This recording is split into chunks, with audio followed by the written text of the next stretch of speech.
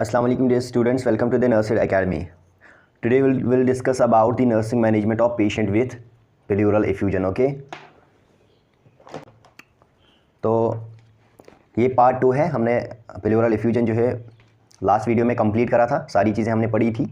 तो आज का लास्ट टॉपिक बचा था, that is the nursing management of patient with pleural effusion. तो इसमें सबसे पहले क्या करना होता है कि सबसे पहला पॉइंट होता है कि ब्रीफ इंट्रोडक्शन देना होता है अबाउट डिजीज कंडीशन आपको पेशेंट को, मतलब कि उनको समझाना है कि डिजीज़ क्या है। सी फॉर एग्जाम्पल आप कह सकते हो वो एजुकेटेड हो या फिर अनएजुकेटेड हो, कोई फ़र्क नहीं पड़ता, उतना ज़्यादा फ़र्क नहीं पड़ता। तो आपको बताना है कि आपके फेफड़ों या फिर लंग्स के बाहर एक स्पेस होती है, उसमें थोड़ा सा फ्लूइड ऑलरेडी होता है ना, वहाँ पे फ्लूइड तो होता ही है, लेकिन अभी जो है आपकी उस प्लूरल कैविटी में थोड़ा ज़्यादा फ्लूइड है, यही आपकी डिजीज कंडीशन है। ठीक है, तो ये आपको एक ब्रीफ इंट्रोडक्शन देना है इस डिजीज कंडीशन के रिलेटेड। देन उसके बाद आपका रोल क्या रहेगा इसमें, पेशेंट को जो है आपने सबसे पहले सपोर्ट देना है। और वो सपोर्ट कैसे दोगे आप, पेशेंट को क्या करोगे, सपोर्ट कैसे दोगे पेशेंट को, है ना, ये मैं बता रहा हूँ। तो पेशेंट को सबसे पहले आप क्या करोगे, उसको सपोर्ट प्रोवाइड करोगे थ्रू दी ट्रीटमेंट। आप ट्रीटमेंट प्रोवाइड करोगे, एक कंप्रहेंसिव ट्रीटमेंट प्रोवाइड करोगे, उसकी पेन को मैनेज करोगे, है ना, उसकी पेन को मैनेज करोगे। और ये उसकी जो ड्रेनेज होगी, है ना, नेचुरल ड्रेनेज होगी, उसको फैसिलिटेट करोगे।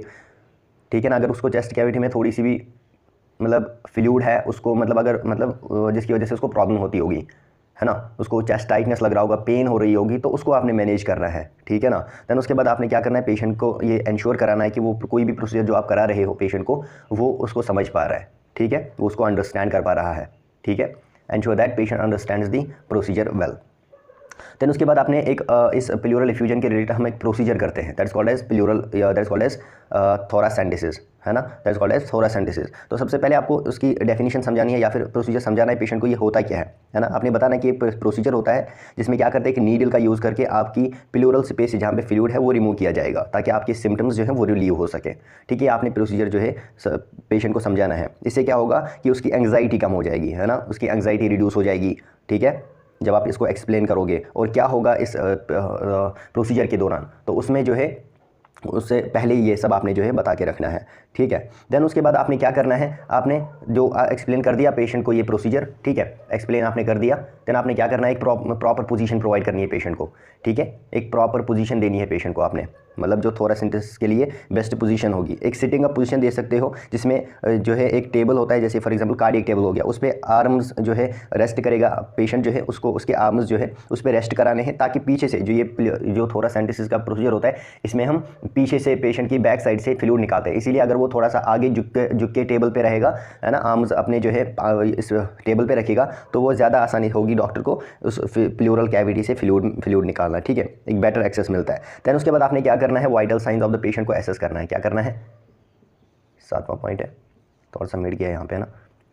आपने क्या करना है, vital science of the patient को एसेस करना है ना। कोई भी प्रोसीजर करने से पहले आपने एक बेस लाइन जो है वाइटल साइंस का, वो आपने एसेस करना है। जैसे हमारे पास ब्लड प्रेशर हो गया, है ना, यहाँ पे लिख लेता हूँ मैं, जैसे हमारे पास ब्लड प्रेशर हो गया, पल्स हो गया, जैसे हमारे पास रेस्पिरेटरी रेट हो गया, ठीक है ना, और जैसे हमारे पास ऑक्सीजन सैचुरेशन हो गया, ये सारी चीज़ें आपने एसेस करनी होगी सबसे पहले जब आप पेशेंट को कोई भी प्रोसीजर करने वाले हो, कोई भी प्रोसीजर हो। देन उसके बाद आपने क्या करना है, support patient during the procedure. आपने पेशेंट को जो है ड्यूरिंग द प्रोसीजर आपने पेशेंट का सपोर्ट करना है। ये कैसे करोगे, आपने पेशेंट के साथ रहना है, एक रीएश्योरेंस प्रोवाइड करनी है पेशेंट को, और उसकी कंडीशन को थ्रू आउट द प्रोसीजर जो है मॉनिटर करते रहना है। देन उसके बाद मोस्ट इंपॉर्टेंट आपने पेन मैनेजमेंट करना है। ठीक है, पेन मैनेज करनी है पेशेंट की, ये जो है एक प्रायोरिटी केयर होती है। ठीक है, सबसे पहले आपको पेशेंट की जो है पेन मैनेज करनी होगी कोई भी प्रोसीजर करने से पहले। ठीक है, उसके बाद ये जो है इसके स्ट्रैटेजीज होते हैं, पेन को आप कैसे जो है मैनेज कर सकते हो। और प्रेस्क्राइब्ड एनाल्जेसिक्स दे सकते हो, एंटीबायोटिक्स दे सकते हो, टाइमली मैनेजमेंट करोगे उसका, है ना, टाइमली मैनेजमेंट ऑफ एंटीबायोटिक्स या टाइमली एडमिनिस्ट्रेशन ऑफ एंटीबायोटिक्स। ठीक है, पोजीशनिंग दोगे, प्रॉपर पोजीशन, जिसकी हेल्प से जो है पेन बहुत हद तक कम हो सकती है। सॉरी, आपको दिखाई नहीं दे रहा था। ठीक है, असिस्ट विद पोजीशन, मैंने कहा कि आप एनाल्जेसिक्स दो, प्रेस्क्राइब्ड एनाल्जेसिक्स दोगे पेशेंट को, टाइमली एडमिनिस्टर करोगे एंटीबायोटिक्स को, अगर कोई ये इन्फेक्शन के लिए होगा। ठीक है, अगर कोई भी इन्फेक्शन होगा, इन्फेक्शन कम होगा, पेन जो है खुद ही कम होगी। Assist with position, proper position दोगे पेशेंट को, जिससे उसकी पेन कम होगी। देन उसके बाद एनकरेज करोगे डीप ब्रीदिंग और रिलैक्सेशन टेक्निक्स के लिए। ठीक है, ये सारी चीज़ों की वजह से भी जो है पेन बहुत हद तक कम हो जाएगी। और आपने पेन लेवल्स को रेगुलरली मॉनिटर करते रहना है। आपने एक पेन स्केल का यूज़ करके, जिसमें जीरो जो है, जीरो क्या इंडिकेट करता है, नो पेन, और 10 जो है मैक्सिमम पेन, और यहाँ पे बीच में, और यहाँ से क्या होता है, ये एक स्केल होती है 0 to 5 to 10। ठीक है, 0 to 10 होती है असल में। ठीक है, इसमें क्या करते हो, इसमें आप देखते हो आप पेशेंट को बोलना होता है कि कितनी पेन है, वो इसमें आप नोट करते हो। ठीक है, से फॉर एग्जाम्पल पेशेंट कहेगा 3/10, है ना, 4/10 ऐसे नोट करते हैं। 10 में से 3, 10 में से 4, 5/10, 6/10, 7/10, ऐसे ऐसे करके आप पेन लेवल्स को मॉनिटर कर सकते हो। उसके बाद आपने फ्रीक्वेंट पोजीशन चेंज देनी है पेशेंट को। क्या करनी है, फ्रीक्वेंटली उसकी पोजीशन चेंज करनी है। इससे क्या होगा, जो फ्लूइड एक्यूमुलेशन होगी या फिर पूलिंग ऑफ फ्लूइड एक ही जगह पे होगी वो प्रिवेंट होगी और नेचुरल ड्रेनेज जो है वो एड होगी, है ना। अगर पर्सन जो है अगर वो मूव नहीं कर पा रहा है, अपनी पोजीशन चेंज नहीं कर रहा है, तो वहाँ पे क्या होगी, पूलिंग ऑफ फ्लूइड होगी एक ही जगह पे, जिससे कि नेचुरल ड्रेनेज इफेक्ट होगी। तो फ्रीक्वेंट पोजीशंस देनी है पेशेंट को। देन उसके बाद आपने क्या करना है, एम्बुलेशन एनकरेज करनी है, एनकरेज फॉर एम्बुलेशन, ठीक है। अगर पेशेंट की कंडीशन अलाउ करेगी, ठीक है, तो आपने क्या करना है, शॉर्ट वॉक्स दे सकते हो पेशेंट को, ताकि उसकी ब्रीदिंग और ड्रेनेज जो है वो स्टिमुलेट हो सके, ठीक है, समझ आ रहा है।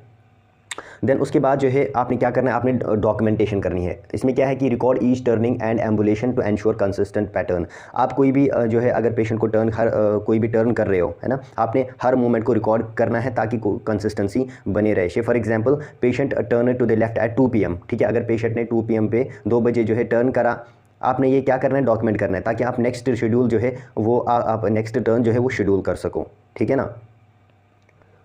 देन उसके बाद जो है monitor chest tube drainage, monitor chest tube drainage and water seal system, ठीक है। चेस्ट ट्यूब ड्रेनेज और वाटर सील सिस्टम को आपने क्या करना है, मॉनिटर करना है। ये आपको क्या करेगा, ये ड्रेनेज और प्रॉपर लंग एक्सपेंशन में हेल्प करता है, ठीक है। इसमें क्या मॉनिटर करोगे, आपने क्या करना है, सबसे पहले जो चेस्ट ट्यूब अगर पेशेंट में डाला है तो उसकी फंक्शनिंग आपको पता होनी चाहिए और आपने पेशेंट को भी अंडरस्टैंड करानी है इसकी फंक्शनिंग, ठीक है। देन उसके बाद जो है चेस्ट ट्यूब जो है आपने बताना है कि चेस्ट ट्यूब क्या करता है, इसका फंक्शन क्या होता है, कि ये जो है फ्लूइड और एयर को रिमूव करता है ना, जिससे कि प्रॉपर लंग एक्सपेंशन जो है वो हो पाता है। देन उसके बाद इसकी रेगुलर मॉनिटरिंग करनी है, ठीक है। वो कैसे करोगे, अगर कोई भी किंक होगा, कोई भी ब्लॉकेज होगी ट्यूब में, तो उसको जो है आपने मॉनिटर करना है, उसको ठीक करना है, उसको मैनेज करना है, ताकि कॉम्प्लिकेशन से जो है बचाया जा सके पेशेंट को। उसके बाद ये जो वाटर सील सिस्टम मैंने बता दिया आपको, ये जो वाटर सील सिस्टम होता है ना, वाटर सील सिस्टम होता है। इसमें क्या करना है, आपने इंश्योर करना है कि इसमें जो वाटर सील चैम्बर होता है उसमें right amount of fluid present है। यूजुअली हम बोलते हैं 2 सेंटीमीटर होता है उसमें, कितना, 2 सेंटीमीटर, जो कि लीकेज को प्रिवेंट करता है ना, लीकेज को प्रिवेंट करता है, ठीक है। 2 सेंटीमीटर तक उसमें फ्लूइड होना चाहिए ताकि जो है लीकेज जो है वो प्रिवेंट हो सके। देन उसके बाद क्या करना है, आपने ड्रेनेज को रिकॉर्ड करना है, ठीक है। आपने मेजर करना है, डॉक्यूमेंट करना है उस अमाउंट को और उसकी कैरेक्टरिस्टिक्स को, है ना, जो भी ड्रेन हुआ है उसके कैरेक्टरिस्टिक्स क्या क्या हो सकते हैं, मतलब कि उसका कलर देखना है, उसकी कंसिस्टेंसी देखनी है, उसका कलर देखना है, उसकी कंसिस्टेंसी देखनी है, ठीक है। ये सारी चीज़ें आपने देखी हैं, उनको डॉक्यूमेंट करना है, ठीक है, उसको रिकॉर्ड करना है और उसको उसकी ये जो ड्रेनेज है उसको मेजर करके रखना है ना, रेगुलर इंटरवल्स पे।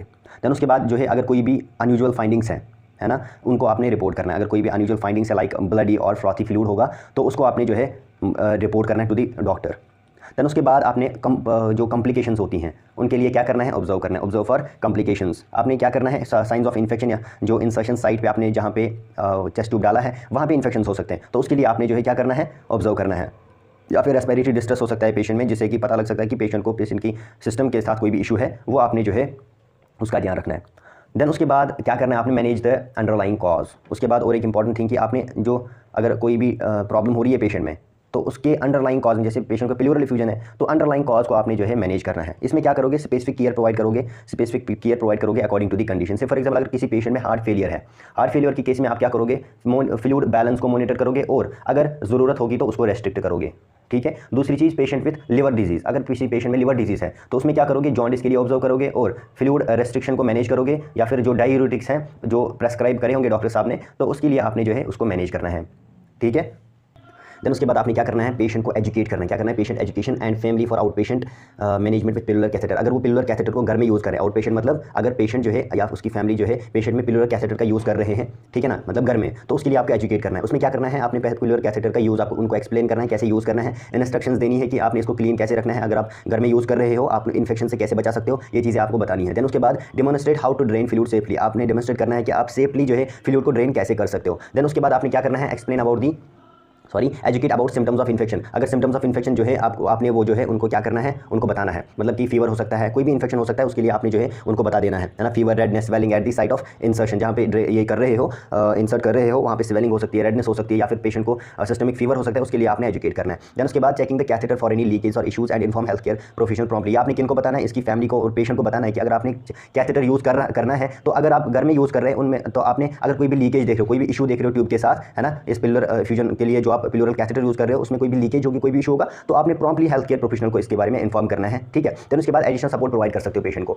एडिशनल सपोर्ट प्रोवाइड कैसे करोगे? इमोशनल सपोर्ट प्रोवाइड करोगे पेशेंट को, है ना। इमोशनली आप उसको जो है बता सकते हो प्लूरल ये, क्योंकि हमें पता है प्लूरल एफ्यूजन जो ये एंग्जाइटी इंड्यूसिंग हो सकता है पेशेंट में, इसीलिए आपने जो इसकी एंग्जाइटी कम करने के लिए उसको सपोर्ट प्रोवाइड करना है। देन उसके बाद आप पेशेंट को एजुकेट कर सकते हो प्लूरल एफ्यूजन पे, है ना। प्लूरल एफ्यूजन क्या है, मतलब कैसे उसका ट्रीटमेंट जो है उसको हेल्प करेगा उसकी रिकवरी में। देन उसके बाद encourage patient to ask questions and take active role in their, ये तो पता ही है पेशेंट को आपने एनकरेज करना है कि वो अपने क्वेश्चंस, कोई भी क्वेरी होगी तो वो पूछ सकता है ना, कोई भी प्रॉब्लम होगी तो वो पूछ सकता है और जो है आप एक एक्टिव रोल जो है प्ले कर सकता है अपनी केयरिंग में। अगर पर्टिकुलरली जो है या अगर वो घर में जो है अगर प्लूरल कैथेटर घर में यूज़ कर रहे हैं, है ना, तो उस वक्त ज़्यादा चीज़ें जो है उसको मोस्ट इंपॉर्टेंट है कि वो एक्टिव रोल खुद जो है एक रोल प्ले कर सकता है इसमें, ठीक है। देन उसके बाद आप last but not the least आप रीइंफोर्स कर सकते हो फॉलोअप इंपॉर्टेंस के लिए। मैंने लिखा नहीं है लेकिन इस फॉलोअप के लिए आपको बताना है, आपने रिमाइंड करना है पेशेंट को कि कैसे जो है उसके फॉलोअप विजिट्स और जो है रेगुलर फॉलोअप्स उसको जो अगर वो डॉक्टर आपको रेगुलरली फॉलोअप करेगा, है ना, तो वो कैसे उसकी कंडीशन को मॉनिटर करेगा, ठीक है। तो मिलते हैं अगली वीडियो में, तब तक के लिए खुदा हाफिज़।